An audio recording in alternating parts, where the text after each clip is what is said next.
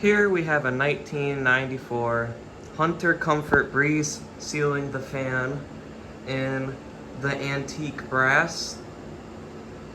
This fan was at the house when we bought it, and it's been a really good fan, but since it is old, it does have one problem I gotta replace, which is a capacitor, so the medium speed doesn't really work too much right now.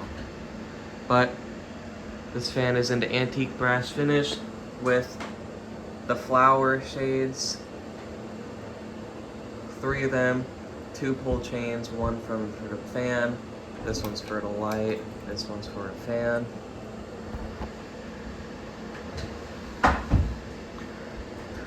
When we come up on here, we can see the informations tag. This fan runs at 60 hertz. This takes 0.85 the amps. Manufactured in February of 1994. And the model number is 23410 Type B. And it runs at 120 volts.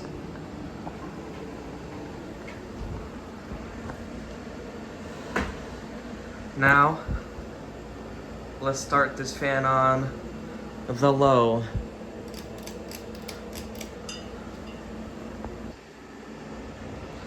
This fan has a really nice slow speed. I made a video on this fan on my previous channel, but I lost that account, but that's besides the point. This fan has a really nice low, but sadly, since the capacitor is broken, the medium speed is just about the same. Well, let's get some angles of this fan.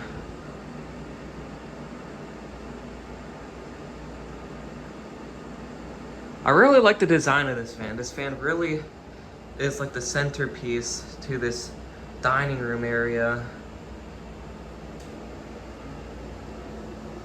I like the brass, it really fits with the decorations, the old windows, the paint color.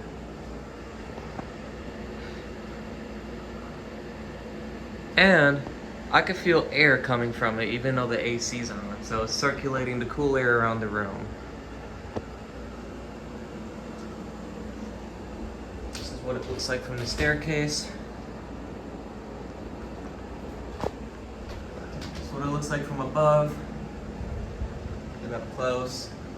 This fan has no bearing noise versus the Hunter that I just reviewed at my mom's house. And this fan is 32 years old. Yeah, 32 years old. So let's turn it on the medium, even though it's pretty much no difference. And maybe there's a little bit of a difference, but definitely not as much of a difference as there should be.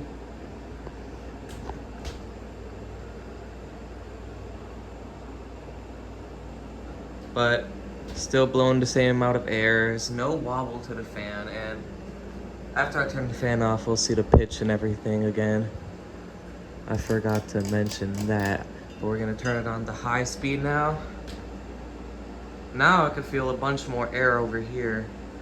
This fan pushes a ton of air on the high speed because it's not a flush mount. Flush mount ceiling fans always push less air than ones on a down rod because there's not enough space for the air to get behind the blades to push a lot of air. That's why I prefer fans on a down rod. As you can see, I think these are 8.5 foot ceilings. This looks perfect in here. If this was a flush mount, that just wouldn't look good at all. But it's pushing a really good amount of air. Little to no wobble, only the slightest wobble, which is to be expected. On this fan, there's not much branding on it besides a little Hunter badge right here, which I honestly like. I like when brands aren't too flashy because you can just see the normal design. I also really like the housing on this fan. Let's watch the spin down. The housing on this fan is really pleasant. I like how it's kind of thin and kind of, you know, It's not too out there, but it also looks very nice at the same time. It's a very beautiful fan in this room. It fits really well in here. This fan is not controlled by the lights, but the lights are controlled by the light.